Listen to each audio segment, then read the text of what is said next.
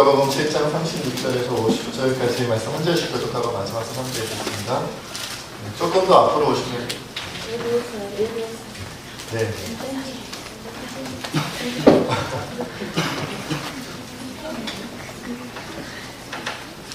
한 절씩 교독하고 마지막 선언드리겠습니다. 한 바리새인이 예수께 자기와 함께 잡수시기를 청하니 이에 바리새인의 집에 들어가 앉으셨을 때에 그 동네에 죄를 지은 한 여자가 있어 예수께서 바리새인의 집에 앉아 계심을 알고 향을 담은 옥합을 가지고 와서 예수의 뒤로 그 발 곁에 서서 울며 눈물로 그 발을 적시고 자기 머리털로 닦고 그 발에 입 맞추고 향유를 부으니 예수를 청한 바리새인이 그것을 보고 마음에 이르되 이 사람이 만일 선지자라면 자기를 만지는 이 여자가 누구며 어떠한 자 그 죄인인 줄을 알았으리라 하거늘. 예수께서 대답하여 이르시되 시몬아 내가 내게 이를 말이 있다 하시니 그가 이르되 선생님 말씀하소서. 이르시되 빚주는 사람에게 빚진 자가 둘이 있어 하나는 500데나리온을 졌고 하나는 50데나리온을 졌는데 갚을 것이 없으므로 둘 다 탕감하여 주었으니 둘 중에 누가 그를 더 사랑하겠느냐. 시몬이 대답하여 이르되 내 생각에는 많이 탕감함을 받은 자니이다. 이르시되 내 판단이 옳다 하시고 그 여자를 돌아보시며 시몬에게 이르시되 이 여자를 보느냐. 내가 내 집에 들어올 때 너는 내게 발 씻을 물도 주지 아니하였으되 이 여자는 눈물로 내 발을 적시고 그 머리털로 닦았으며 너는 내게 입맞추지 아니하였으되 그는 내가 들어올 때로부터 내 발에 입맞추기를 그치지 아니하였으며 너는 내 머리에 감람유도 붙지 아니하였으되 그는 향유를 내 발에 부었느니라. 이러므로 내가 내게 말하노니 그의 많은 죄가 사하여졌도다. 이는 그의 사랑함이 많으니라. 사함을 받은 일이 적은 자는 적게 살아나느니라. 이 여자에게 이르시되 내 죄사함을 받았느니라 하시니 함께 앉아있는 자들이 속으로 말하되 네가 누구이기에 죄도 사하는가 하더라. 예수께서 여자에게 이르시되 내 믿음이 너를 구원하였으니 평안히 가라 하시니라. 아멘. 기도하겠습니다. 하나님, 오늘도 참으로 연약하고 부족한 자가, 자격 없는 자가 오직 주의 은혜로 하나님의 말씀을 전합니다. 주님, 이 귀한 아름다운 이 말씀의 시간에 인간의 부족함과 연약함으로 잘못 전해질까, 부족하게 전해질까 두렵사오니 하나님께서 이 시간 친히 말씀하여 주옵소서. 온전한 하나님의 말씀으로 친히 말씀하여 주셔서 우리의 심령 골수가 쪼개어지고 그 말씀이 우리 인생을 변화시키는 귀한 능력의 말씀 되게 하여 주옵소서. 모든 것 주님께 맡겼고 감사하며 우리 주 예수님의 이름으로 간절히 기도하옵나이다. 자, 설교 들을 때는 어디를 본다고요? 목사님 눈을 보는 거죠. 목사님 눈을 안 보는 친구가 있을 때마다 설교를 중단하고 5분씩 설교를 늘리겠습니다. 자, 어떤 사람이 천국에 갔어요. 천국에 갔는데 안내하는 천사를 따라서 이 천국에 이것도 돌아보고 저것도 돌아보고 했습니다. 그런데 어떤 천국의 어느 곳에 가보니까 혀가, 사람의 혀 있잖아요. 입안에 있는 혀만 가득 쌓여있는 그런 천국에 그런 곳이 있는 거예요. 그래서 이건 뭡니까? 깜짝 놀라서 이 사람이 천사에게 물어봤더니 이 천사가 이렇게 대답했습니다. 아, 예, 성도님, 이 혀들은 전부 저 땅에 있을 때 목사님들의 혀입니다. 이렇게 대답합니다. 그리고서 또 다른 데 갔더니만 이번에는 귀가 많은 거예요. 한 곳엔 혀만 많고 한 곳엔 귀만 많거든요. 굉장히 끔찍한 얘기인데 재미있게 듣고 계시네요. 귀만 수북하게 쌓여있는 거예요. 그래서 또 천사에게 묻습니다. 아니 천사님, 도대체 여기는 왜 이렇게 귀만 많습니까? 그랬더니 천사가 이렇게 대답하더랍니다. 예, 여기는 성도님들의 귀가 있는 곳입니다. 그러니까 목사님들은 좋은 말씀을 혀로만 전해서 혀만 천국에 갔고 성도님들은 그 좋은 말씀을 귀로만 들어서 귀만 왔다는 거예요. 다른 몸통은 천국에 올만하지 못했다는 거죠. 이 얘기를 들으면서 참 재미있기도 하고 뜨끔하기도 했던 그런 마음이 듭니다. 오늘날 제가 어떤가를 생각해 봤어요. 제가 말씀으로 혀로만 여러분들에게 귀한 하나님의 말씀을 전하고 삶으로는, 행동으로는 전혀 하나님의 뜻대로 하지 않는 것은 아닐까. 그리고 더불어 저를 비롯한 우리 모든 성도님들이 이 좋은 하나님의 말씀, 이 귀한 진리의 말씀을 듣기만 하고 행동하지 않고 실천하지 않아서 결국 귀만 천국에 가야 되는 그런 불상사가 일어나는 것은 아닐까, 이런 생각도 해봅니다. 물론 정말로 혀만 천국에 가고 정말로 귀만 천국에 가는 것은 아니겠지만, 만약 여러분 우리의 혀만 천국에 가야 되고 우리의 귀만 천국에 가야 된다면 어떻게 될까요? 아니, 우리가 천국에 못 갈 수도 있어요. 그렇죠? 그러면 안 되겠죠. 정말 말씀대로 우리가 말씀을 전할 뿐만 아니라 들을 뿐만 아니라 그대로 살아서 하나님께 영광 돌리는 삶, 순종하는 삶을 살아야 되는 것이 아닌가, 이런 생각을 해봅니다. 여러분, 오늘 본문 말씀에 보면 예수님께서 어느 집에 초대받았어요. 식사 초대를 받았어요. 네, 이 시몬이라는 이름을 가진 바리새인의 집에 초대를 받았습니다. 여러분들 잘 아는 것처럼 이렇게 바리새인의 집에 초대를 받아서 예수님이 식사를 하시는데, 한 여인이 귀한 향유 옥합을 가지고 와서는 그 옥합을 깨뜨려 예수님의 발에 붓고 머리털로 씻기우는 그런 장면이 바로 오늘 본문의 내용이에요. 오늘 본문 37절과 38절 말씀을 함께 읽어보겠습니다. 함께 읽습니다. 시작. 그 동네에 죄를 지은 한 여자가 있어 예수께서 바리새인의 집에 앉아 계심을 알고 향유 담은 옥합을 가져와서 예수의 뒤로 그 발 곁에 서서 울며 눈물로 그 발을 적시고 자기 머리털로 닦고 그 발에 입맞추고 향유를 부으니, 이 여인이 와가지고는 울었어요. 울면서 눈물로 그 발을 적셨어요. 그리고는 머리털로 닦고 그 발에 자기 입을 맞추고 그 발에다가 향유 옥합까지도 깨뜨려서 부었단 말이죠. 이 장면을 지켜보고 있던 그 집주인이었던 바리새인 시몬은 마음에 영 들지 않았던 것 같아요. 왜요? 이 여인이 어떤 여인이었어요? 죄인이라고 불리는 그런 여인이었기 때문에 그랬어요. 죄인이, 이 동네에서 죄인이라고 낙인 찍힌 여자가 내 집에 들어온 것도 기분 나쁜데 와가지고는 내 손님한테 막 이러고 저러고 막 이렇게 막, 그죠? 예상치 못했던 행동을 하니까 이게 뭐야? 이런 느낌이 들었던 거죠. 그런데 뿐만 아니라 사실 이 바리새인 시몬은 예수님을 식사에 초대하기는 했지만 예수님에 대해서도 좋은 감정은 없었던 사람이에요. 왜냐하면 여러분, 오늘 본문 말씀을 통해서 우리가 확인할 수 있는 것처럼 당시 이스라엘에는 손님이 오면 몇 가지 절차가 있었습니다. 첫째, 거기는 모래바람이 많이 부는 곳이기 때문에 샌들 같은 것을 신고 다니잖아요. 그래서 손님이 오면 발 씻을 물을 먼저 대접하는 거예요. 그리고 아주 친하다는 표현으로 서로 가볍게 입맞추는, 그렇죠? 그런 인사를 하죠. 그리고 뿐만 아니라 뜨거운 태양 밑에서 걸어다니는 사람을 위해서 그 집에 손님으로 들어오면 기름을, 그렇죠? 사람의 머리에 이렇게 적셔줘서 이렇게 차갑게 식혀주는, 그렇죠? 뜨거운 태양 안에 병에 걸리지 않도록 그렇게 대접해주는 것이 당시의 당연한 손님 접대의 방법이었다는 거예요. 그런데 이 모든 절차를 시몬은 다 무시했어요.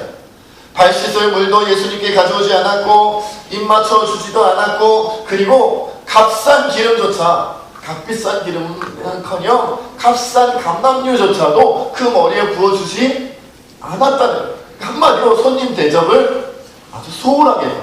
기분 나쁘게 한 거예요. 여러분, 여러분들이 남의 집에 식사 초대를 갔더니만 집주인이 거들떠보지도 않고 인사도 안 해. 왔어요? 그래, 막 들어갔어요? 막 이런 거죠. 분위기가 지금 이런 거죠. 그러더니 먹을 것도 막 제대로 안 주고 말이죠. 화장실 사용하려고 했더니만 화장실도 가르쳐 주지도 않고 영 불편하게 하는 거야. 초대를 왜 한 거예요, 도대체? 차라리 초대하지를 말지. 여러분, 그렇잖아요. 초대를 하지 않았다면 이런 마음의 불편함이나 어색함이 없을 텐데, 예수님이 지금 보니까 다 머릿속에, 생각 속에 다 이걸 이렇게 기억하고 있는 거예요. 어이구, 나한테 발 씻을 물도 안 주네? 그런데 뭐야, 나한테 입 맞춰주지도 않잖아. 얼씨구, 아니 기름도, 내 지금 뜨거운 태양 아래 이렇게 걸어왔건만 나한테 기름도 부어주지 않아?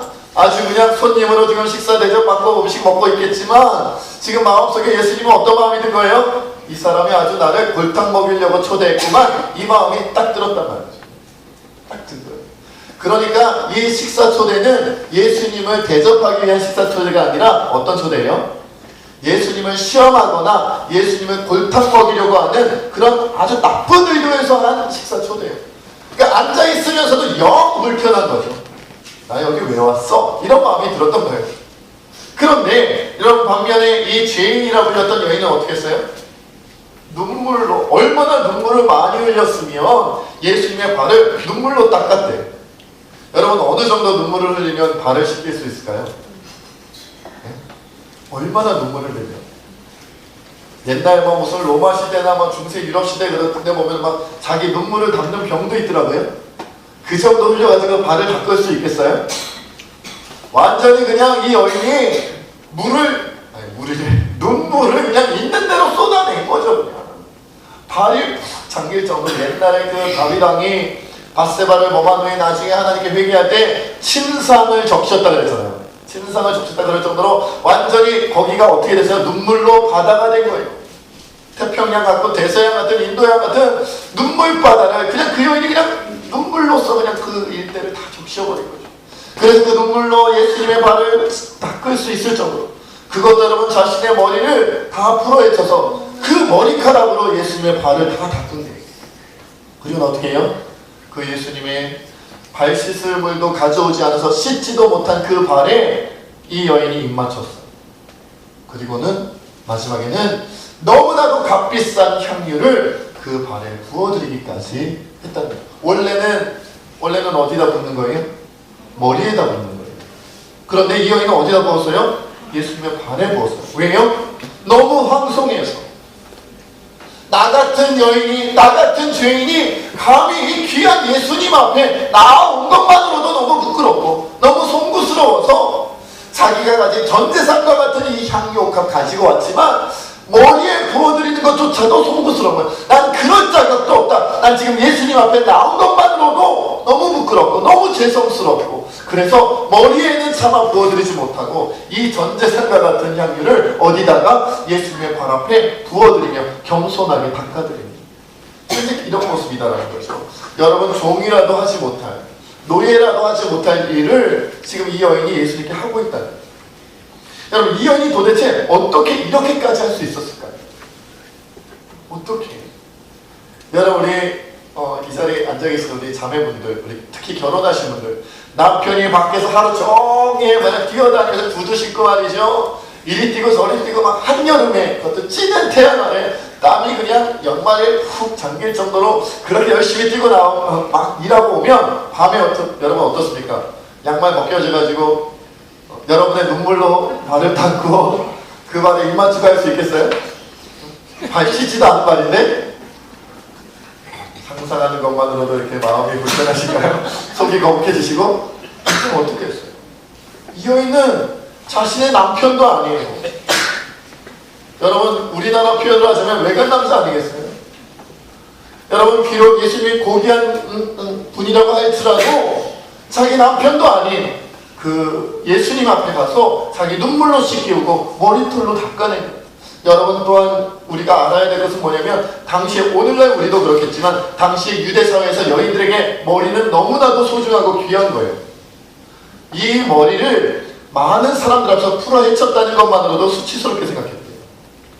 그런데 수치스럽게 생각할 정도의 그 머리를 풀어헤쳤을 뿐만 아니라 그것으로 그 사람의 발을 닦았으니 이것은 그 사람의 명예가, 그 사람의 자존심이 땅바닥까지 내려간 거예요. 일부러 내려간 거예요. 여러분, 누가 억지로 끌어다가 너 예수님의 발을 좀 닦아야겠으니 네 머리를 풀어헤쳐라, 그래가지고 억지로 풀어가지고 억지로 닦게 만들었나요? 그게 아니에요. 스스로 예수님 앞에 나아가 자신의 머리를 스스로 풀고 스스로 눈물로 그 발을 닦은 거예요. 내가 스스로 예수님 앞에 낮아지겠다고 내려간 거죠. 스스로. 어떻게 이럴 수 있냐 말이죠. 어떻게. 근데 예수님의 말씀에서 그 단서를 찾을 수 있습니다. 여러분, 오늘 본문 47절 말씀 함께 읽겠습니다. 47절 말씀 함께 했습니다. 시작. 이러므로 내가 그에게 말하노니 그의 많은 죄가 사하여졌도다. 이는 그의 사랑함이 많으니라. 사함을 받은 일이 적은 자는 적게 사랑하느니라.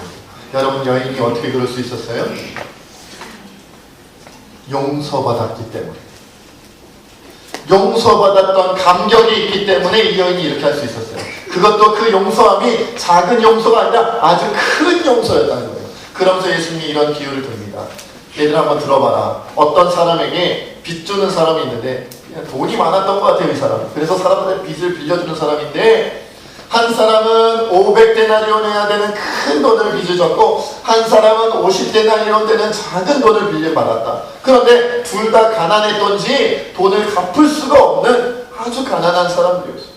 그래서 이 빚을 주던 사람이 너무 불쌍해서 어떻게 해요? 둘 다 탕감해줬어요. 빚 갚지 말라고. 안 갚아도 돼. 너 500데나리온 안 갚아도 돼. 너 50데나리온 안 갚아도 돼. 둘 다 그냥 탕감해주고 용서해줬단 말이에요. 그러면서 예수님이 묻습니다. 너희 같으면 누가 더 이 빚을 용서해준 사람을 누가 더 사랑하겠느냐? 50데나리온 용서받은 사람이냐? 500데나리온 용서받은 사람이냐? 라고 물어보셨어요. 그 대답은 뭐예요, 여러분? 당연히 500데나리온. 왜요? 더 많이 용서받았기 때문이다. 여러분, 시몬은 왜 예수님께 발 닦을 물도 안 갖다 주고 왜 입 맞추지도 않고 왜 감람류 값싼 아주 가격이 저렴한 감람류도 붙지 아니하였는데 왜 그랬어요? 이 시몬은 뭐 어떤 마음이 없는 거예요? 용서받았다는 마음이 없는 거예요. 이 여인은 왜 그렇게까지 할 수 있었어요?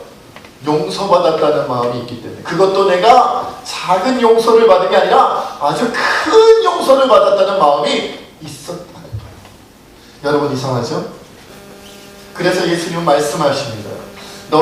이 여인이 그의 많은 죄가 사하여졌기 때문에 이것은 그가 더 나를 사랑하기 때문에 사함을 받은 일이 적은 자는 적게 사랑하고, 이 말은 뭐예요? 반대로 말하면 사함을 받은 일이 많은 사람은 많이 사랑하느니라 라는 말씀이죠. 여러분, 결국 이것은 뭐예요? 여인이 더 많이 잘못했고 더 많이 죄를 지었는데 오히려 그것 때문에 더 크게 용서받아서 이 시몬보다 그 어떤 사람들보다도 예수님을, 하나님을 더 사랑하게 되었다는 거예요. 그럼 여러분한테 한번 퀴즈를 한번 내봅시다. 여러분, 누구보다도 더 예수님을 사랑한 자의 미래가 어떻게 될까요? 우리가 용서라는 개념에서 벗어나서 사랑이라는 개념으로 옮겨봅시다. 그것도 다른 세상을 사랑하거나 사람을 사랑하는 게 아니라 누구를 사랑하는 거예요? 예수님을 사랑하는 거예요. 누구보다도 예수님을 가장 사랑한 사람의 미래, 누구보다도 예수님을 가장 사랑한 사람의 천국에서의 삶이 어떨까요? 여러분, 어떨 것 같으세요? 예수님을 더 사랑하고, 예수님을 더 사랑하면 예수님이 그냥 가만히 계실까요? 더 놀라운 은혜로 주시겠죠. 더 놀라운 상급을 주시겠죠. 더 놀라운 멸류관을 주시겠죠. 이것이 성경의 비밀이라는 거예요. 여러분, 우리가 아이러니하게도 어떻게 봐야 되냐면 이 여인은 남들보다 더 큰 죄를 저질러서 누가 보더라도 동네 죄인이야. 저 여인은 죄인이에요. 이 여인의 이름을 불러주지 않았어요. 김아무개구나, 이아무개구나, 박아무개구나, 사람들이 이렇게 부르지 않고 저 죄인이다. 얼마나 죄가 많았고 얼마나 죄가 컸으면 사람을 이름으로 불러주지도 않고 그냥 죄인인 여인이다. 이름도 안 나와요. 이름도 성경에 이름이 안 나와요. 뭐라고 나오냐면 죄인이었던 한 여자, 죄인이었던 한 여자. 동네 사람들이 누구라도 우리 동네 죄인 하면 그 여자를 떠올리는 거예요. 우리 동네 죄인 누구지? 그 여자잖아. 우리 동네에서 제일 죄가 많은 사람이 누구지? 그 여자지. 우리 동네에서 가장 나쁜 사람이 누구야? 바로 그 여자야 라고 누구나 다 인정할 만큼 죄인이라 불리는 이 여인. 그런데 주님은 말씀하시기를 이 여인이 나를 가장 사랑한다 말씀하시죠.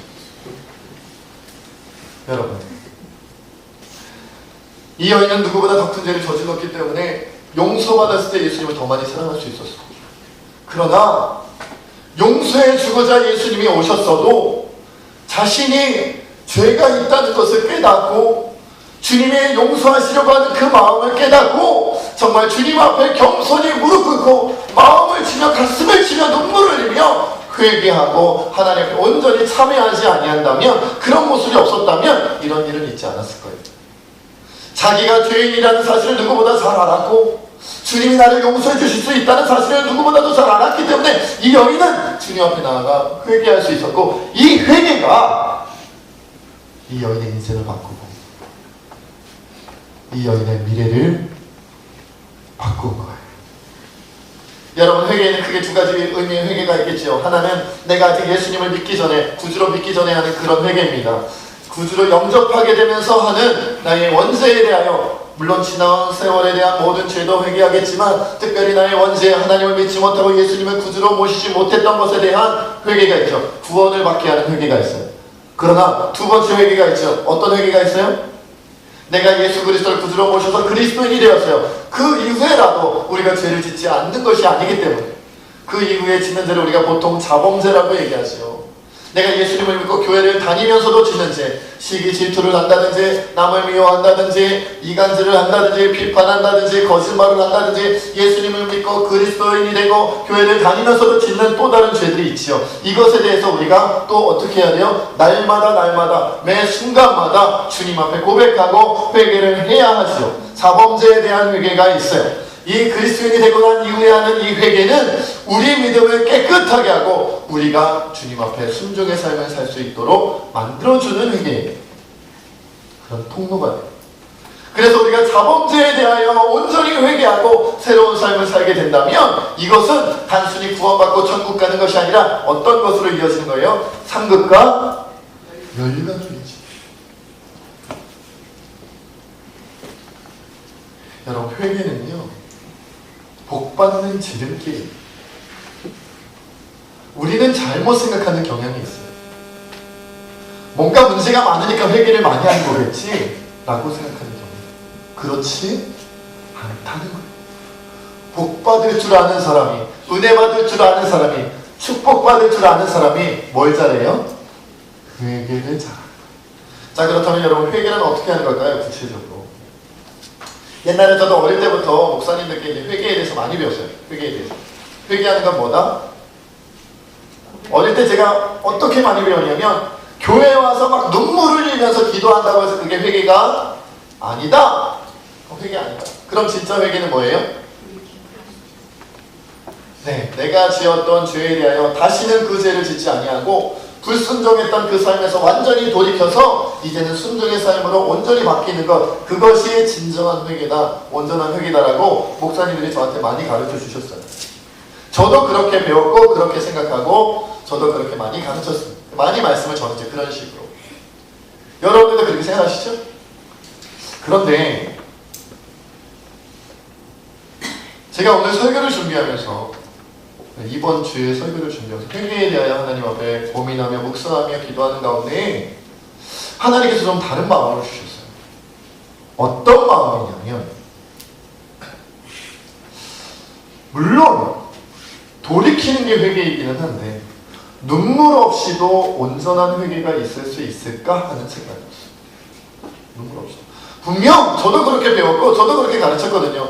눈물 흘린 것은 회개고 눈물 안 흘린 것은 회개가 아니고 그런 것이 아니라 회개는 하나님 앞에 고백한 이후에 다시 순종의 삶으로 돌이키는 게 회개지, 만약 눈물을 흘리더라도 돌이키지 않으면 회개가 아니다라고 가르쳤는데, 역으로 생각해 본다면 그렇다면 눈물 없이 돌이킬 수 있겠는가 하는 거예요.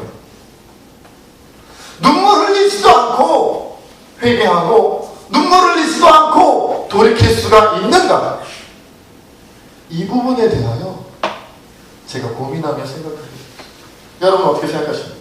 눈물 흘리지 않고도 참여할 수 있을까요?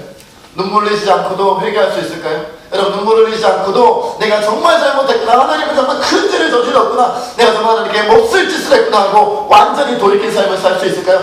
글쎄요, 모르겠습니다. 제 자신을 돌아볼 때 저에게는 불가능한 것 같습니다. 제가 제 자신만 놓고 본다면 저에게는 불가능한 일이에요. 제가 정말로 회개했다고 생각했을 때, 제가 정말로 참회했다고 했을 때, 정말로 내 인생에 잘못한 부분이 있어서 온전히 하나님 앞에 회개하고 온전히 하나님 앞에 참회하고 완전히 다른 사람으로 돌이켰다고 생각했을 때는 눈물을 펑펑 쏟아내고 난 다음이었다는 거예요. 눈물도 없이 회개한 적이 없었어요. 눈물도 없이 참회한 적이 없었어요. 물론 흉내낸 적은 있지. 하나님, 저 지금 회개합니다. 이것도 잘못했고 이것도 잘못했고 이것도 잘못했으니까 하나님 용서해 주세요. 그렇게 고백하고 회개 기도했다고 생각하고 나서 조금 지나면 또 똑같은 죄를 저지르는 거예요. 또 똑같은 짓을 하는 거예요. 또 똑같은 하나님 앞에 범죄를 하는 거예요. 그런데 어떤 일에 대하여, 어떤 죄에 대하여, 어떤 악함에 대하여 정말 하나님 앞에 통곡하며 아버지 앞에 죽을 죄를 지었다. 5분 회개 기도하고 10분 회개 기도하고 하나님 저 회개 다 했어요. 속 시원합니다. 하나님 안녕 오늘 기도 끝. 그리고 집에 돌아갔을 때는 그 다음 날이든 그 언제라도 다시금 똑같은 범죄를 저지를 때가 많았다는 거예요. 하나님 오늘 거짓말했네. 아 어떻게 회개 기도해야지. 아버지 오늘 제가요 누구한테 그럴까요? 오늘 한영이한테 거짓말했어요. 하나님 용서해주세요. 용서해 주실 거죠? 아 감사해요. 예수님의 이름으로 기도합니다. 아멘. 그리고 나갔을 때는 그 다음에 또 한영이 보면 거짓말하고 싶은데 한영이가 속아 넘어가는 모습을 얼마나 좋게하고 재미있고 말이죠. 유쾌하고 즐거운지 한영이 뿐만 아니라 또 잘 속아 넘어가야 만들 그 생긴 사람 만나면 영교라든가 이런 사람 만나면 또 속이고 싶고 말이죠. 장난기가 많더라고요. 죄가 여러분 죄는 어떻다고요? 재밌다. 죄는 재밌어요. 그러니까 한 번 했는데 재미가 붙이면 한 번 회개하고 용서를 구하고 그 다음에 참여하고 뭐 기도 어떻게 잠깐 짧게 하잖아요. 여러분 회개기도 막 3시간씩 4시간씩 하세요? 회개기도 뭐 길어야 2분 3분 하는 거 아니에요? 2분 3분도 길어요? 우리가 막 하루에 5분 정도 기도한다면 그 중에 회개기도 몇 분이냐고요? 기껏해야 1분 2분 아니에요? 그 정도 이렇게 하나님 이것도 잘못했고 저것도 잘못했고 이것도 잘못했으니까 하나님 용서해주세요. 감사해요. 감사합니다. 우리 하나님 다 용서해 주셨어. 그리고 마음 편하게 사는 거 아니에요? 그리고 다음날 또 똑같은 죄를 저지르면 아유 하나님 오늘도 똑같은 죄를 지었네. 아유 죄송해요. 어제 지었던 거는 어제 용서해 주니까 오늘 또 용서해 주실 거죠? 아유 감사합니다. 끝입니다. 내일 또 봬요. 내일 또 똑같은 죄를 저질러서 제가 용서 구하러 회개하러 오더라도 내일 또 받아주셔야 돼요. 이런 마음 편함, 이런 마음에 아무런 거리낌이 없음, 그것이 우리의 회개의 모습이 아닌가 하는 거예요. 언제부터인가 우리의 회개가 장난처럼 돼버렸어요. 다윗이 눈물로 침상을 적셨다? 왜 그랬대? 체르탄 가스를 마셨나? 화생방 훈련을 했나? 왜 그랬대? 도대체 이해가 안 가요. 여러분 제가 요새 제 자신을 돌아봤어요. 이양수 목사 나 자신은 회개하는가? 회개하는가? 돌아봤어요. 그런데요 이상한 점을 하나 발견했어요. 제가 요새 눈물 없이 회개를 하더라고요. 정말 재밌죠? 안 재밌으신가요? 표정들이 다 굳어 계시네요. 제가 어느 날 깨달았어요. 제가 어제 기도했는데요. 어제 눈물 없이 회개 기도했어요. 그저께요. 제가 회개했는데요. 눈물 없이 회개했어요. 제가 지난 일주일을 돌아봤는데요. 지난 일주일 동안에 제가 눈물을 흘리며 회개한 적이 없더라고요. 지난 한 달을 돌아봤어요. 지난 한 달을 돌아봤는데 제가 눈물을 펑펑 쏟아내며 하나님 내가 죄인이었습니다. 하나님 내가 죄를 지었습니다. 하나님 나 용서하여 주옵소서. 이렇게 가슴을 치며 눈물을 쏟아내며 통곡하며 이 죄에 대하여 주님 앞에 용서를 구한 적이 없더라고요. 그리고 마음 편하게 목사를 계속 하고 있더라고요. 그래서 제가 다시 생각하게 됐습니다. 이런 쪽으로는 눈물 없이 얘기하는 게 가능할지 몰라도 우리의 현실이 된다면 정말 눈물 없이 통곡 없이 얘기할 수 있는가? 1분 2분 정도 찔끔찔끔 눈물을 흘리는 것이 아니라 이 죄에 대하여 이 죄가 하나님의 마음을 얼마나 아프게 하며 이 죄가 십자가를 지신 예수님의 그 구속사를 얼마나 터무니없이 만드는가? 내가 얼마나 하나님 앞에 용서받지 못할 죄를 저질렀는가를 정말로 절절히 깨닫고 정말로 절절히 가슴 깊이 느꼈다면 통곡하지 아니할 수 없잖아요. 눈물을 쏟아내지 않을 수가 없잖냐 말이죠. 이 여인처럼 주님이 나를 용서해 주셨는데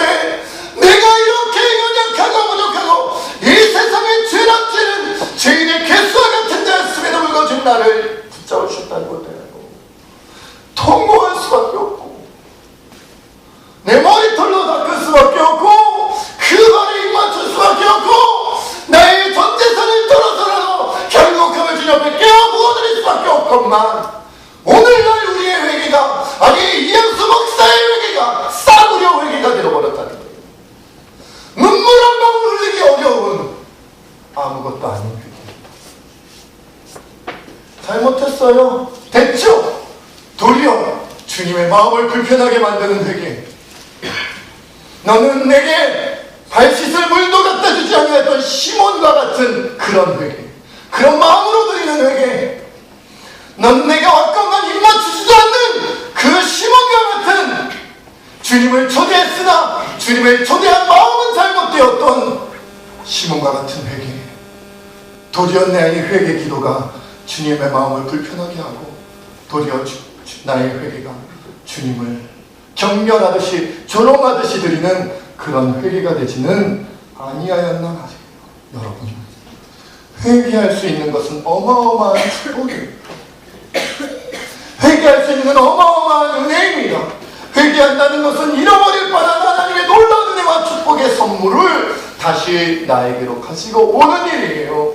앞에서도 말씀드렸던 것처럼 회개는 나를 사망에서 생명으로 옮기고, 회개는 나를 천국 백성이 되게 할 뿐만 아니라 회개는 나를 하느님 나라의 상급과 멸류관으로 인도한다.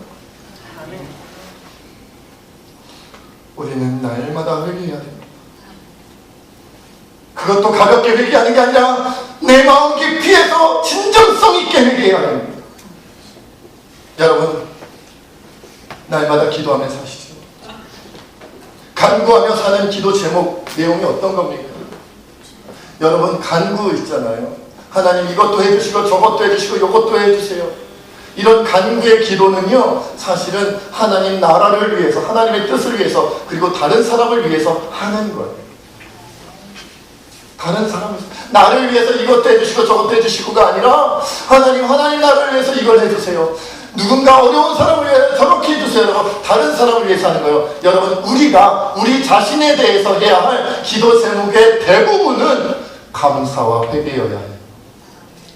이거 해주세요 저거 해주세요가 아니라 나를 이렇게 인도해주시고 용서해주고 사랑해주신 하나님께 감사하고, 그럼에도 여전히 내가 죄 가운데 있음을 통곡하며 탐복 주님 앞에 회개하는 것, 이것이 나의 기도의 대부분이어야 한다는 것이죠. 여러분, 하지만 우리는 우리 자신도 제대로 회개할 줄 모릅니다. 우리가 회개할 줄 모르기 때문에 우리가 우리 자녀들에게도 회개를 가르치지 않습니다. 우리는 우리 자신도 하나님 앞에 회개의 눈물을 좀처럼 흘리지 않지만, 그렇게 우리 자녀들도 회개의 눈물을 좀처럼 흘리지를 않습니다. 여러분, 여러분들이 자녀들에게 회개를 가르칠 때 어떻게 가르치시나요? 물론 잘 가르치시는 분들도 있을 줄로 압니다. 저보다 더 훌륭하게 잘 가르치는 분이 분명히 있겠지요. 그러나 여러분, 제가 많은 어린이 집회나 설교나 이런 데 가보면 이런 것들을 회개를 많이 시키더라고요. 부모님 말씀 거역한 거, 거짓말하는 거, 뭐 이런 거 있잖아요. 선생님 말씀 잘 듣지 않는 거, 이거 회개해. 그럼 애들이 막 울면서 회개해요. 그게 나쁘다는 건 아닙니다. 해야 됩니다. 부모님 말씀 안 들으면 회개해야 됩니다. 선생님 말씀 안 들으면 회개해야 돼. 회개해야 됩니다. 우리 중고등부도 마찬가지예요. 회개해야 됩니다. 그러나 뭐가 먼저입니까? 그리고 어떤 게 더 큰 겁니까? 하나님의 말씀대로 살지 못한 것, 내가 하나님께 온전한 예배를 드리지 못한 것, 내가 하나님께 드려야 할 영광을 제대로 드리지 못한 것, 이것에 대해서 우리가 통곡해 본 적이 있나요? 부모님 말씀 잘 듣지 않은 것보다, 선생님 말씀 잘 듣지 않은 것보다, 내가 숙제를 게을리하고 잘하지 않은 것보다, 나의 드리는 예배와 나의 살아가는 삶의 모습이 하나님께 영광이 되지 않냐고, 하나님께 순종이 되지 아니하였던 것, 그것에 대하여 회개를 배우고, 그것에 대하여 통곡을 배우고, 그것에 대하여 눈물을 낼 줄 아는 것을 배우는 것이 여러분, 우리 자녀들에게 있어서 가장 큰 축복입니다. 가장 큰 선물입니다. 그걸 먼저 가르쳐요. 어느 사형수가 어린 딸과 단둘이 살아가는 그런 사형수가 있었습니다. 아마 그 배경은 잘 알지 못해서 왜 사형수가 됐는지는 모르지만 그냥 추측건데, 어린 딸과 단둘이 살아가게 먹고 살기 힘들어서 뭔가 나쁜 짓을 하다가 그만 사람을 죽이지는 않았을까, 이런 상상은 해봅니다. 어쨌건 간에 이 사형수가 어린 딸의 손목을 붙잡고 마지막 면회를 하면서 이렇게 얘기를 합니다. 사랑하는 내 딸아, 너를 혼자 이 세상에 남겨두고 내가 어떻게 혼자 죽는단 말이냐. 단둘이 살았기 때문에 이제 자신이 사형당하고 나면 어린 딸 혼자 살아가야 되는 거예요. 다음날 아침에 사형 집행이 예정되어 있었기 때문이었습니다. 딸은 아버지를 부르며 흐느껴 옵니다. 아버지, 아버지, 아버지, 아버지. 이제 저 혼자 어떻게 해요? 이제 저 혼자. 그러면 시간이 다 돼서 이제 이 딸은 아버지와 헤어져야만 했습니다. 다음날 아침 새벽에 종소리가 울리면 사형 집행을 하게 되는 것을 이 소녀가 알게 되었습니다. 그래서 이 종을 치는 일을 감당하는 한 할아버지를 찾아갔습니다. 그리고는 이 소녀가 할아버지에게 이렇게 부탁을 합니다. 할아버지, 할아버지, 제발 내일 아침에는 새벽 종을 울리지 말아주세요. 할아버지께서 종을 울리면 그때 우리 아버지가 사형을 당하고 죽임을 당하게 된다고 들었어요. 할아버지, 제발 우리 아버지 살려주세요. 제발 종을 치지 말아주세요. 소녀는 할아버지에게 매달렸지만 할아버지의 대답은 그럴 수가 없었어요.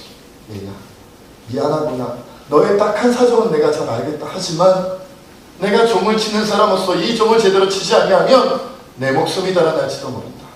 미안하다 얘야. 너의 부탁을 들어줄 수가 없구나. 그렇게 하룻밤이 지나가고 다음날 새벽이 왔습니다. 아이가 이 소녀가 너무나도 불쌍하고 마음에 걸렸지만 어쩔 수 없이 이 할아버지는 종을 치러 나왔습니다. 그리고 종탑 밑으로 내려가 그 종을 치기 위해 그 종의 줄을 힘껏 잡아당겼습니다. 근데 이게 웬일입니까? 종소리가 나지 않는 거예요. 아무런 종소리가 나지. 힘껏 여러 번 울리려고 애를 썼지만 울리질 않습니다. 시간이 지나자 사람들이 몰려오고 급기야는 집행관이 와서 사형을 집행해야 되는데 왜 종을 울리지 않냐고 이 할아버지가 따지기 시작합니다. 그래서 할아버지가 얘기합니다. 무슨 영문인지는 모르겠으나 종이 울리지 않습니다. 왜 이런지 모르겠어요. 그 사형 집행관이 함께 줄을 잡아당겨보지만 도무지 종소리가 나지 않습니다. 그래서 이상하다 생각이 들어서 이 할아버지와 이 사형 집행관이 함께 종탑 밑에 있는 계단을 타고 그 종탑 안으로 들어가기 시작했어요. 종에 무슨 일이 벌어져? 올라갔다. 그 종탑에 올라간 두 사람은 깜짝 놀라고 말았습니다. 왜냐하면 이 종의 추에 한 소녀가 매달려 죽어 있었기 때문에 피투성이가 된 채로 매달려 죽어 있었다. 종이 울리면 자기 아버지가 사형당할 것이라는 것을 안 이 소녀가 미리 그 종의 추에 매달려 그 추가 종을 때리지 못하도록 소리나지 않도록 자기 온몸으로 종소리를 막아내고 있었던 겁니다. 그렇게 피투성이가 된 채로 소녀가 종을 꼭 붙잡고 죽어 있었습니다. 그날 그 나라에서는 아버지의 목숨을 대신해서 죽은 이 소녀의 지극한 효성에 감동해서 이 사형수의 사형을 형벌을 내려주었습니다. 이 아버지는 소녀의 희생, 자기 딸의 희생으로 말미암아 살아나게 되었습니다. 그러나 이 아버지는 피투성이가 되어 있는 어린 딸을 부둥켜 안고 그 자리를 떠날 수가 없었어요. 아이야, 네가 나를 대신하여 죽었구나. 나의 죄를 대신하여 네가 죽었구나 하고 눈물을 흘리며 그 자리를 떠날 수가 없었다가 아무 죄가 없는 소녀 그 딸이 사형수였던 아버지, 죽임 당하는 것이 마땅한 죄인이었던 아버지를 대신하여 자기 생명을 내어주고 살린 것처럼 우리가 아직 죄인 되었을 때에 예수님께서 십자가에 피 흘려 죽어주심으로 우리가 살았습니다. 회개하는 게 어려울까요? 나를 위하여 피 흘려 죽어주신 그 주님 하나님, 내가 오늘도 범죄하였습니다. 나를 위하여 피 흘려 죽어주신 그 예수님 앞에 내가 오늘도 범죄하였습니다. 내가 오늘도 죄했습니다. 예수님의 마음을 오늘도 내가 아프겠습니다. 고백하며 통곡하는 것이 없는 일일까요? 언제부터인가 우리의 마음이 너무나도 교만해지고 언제부터인가 우리의 마음이 너무나도 굳어져서 주님 앞에 눈물을 흘리지 못하고 회개하지 못하는 모습입니다. 회개를 회복해야 됩니다. 통곡의 회개를 회복해야 됩니다. 우리 시간 함께 하나님 옆에 고백하며 기도하기를 원합니다. 주님, 우리 이렇게 기도합니다. 주님, 내가 언제부터인가 눈물 없이 거짓된 얘기를 갖고 있음을 용서해 주시옵소서. 내가 눈물도 없이 주님 앞에 용서를 구하였다면 주님 저희를 사랑해 주시옵소서. 얼마나 아무런 느낌 없이 감정 없이 아무런 뉘우침도 없이 주님 앞에 회개했노라고 참회했노라고 거짓으로 주님 앞에 기도하였다면 주님 우리를 용서해 주시옵소서. 이제 다시 눈물로 나를 위하여 저 십자가에 지켜들어가신 예수님 앞에 참회하며 나의 통곡으로 예수 그리스도의 마음을 적시우고 새롭게 살아갈 수 있게 해달라고 우리 시간 함께 하나님 앞에 기도하며 나아가기를 원합니다. 함께 기도합시다.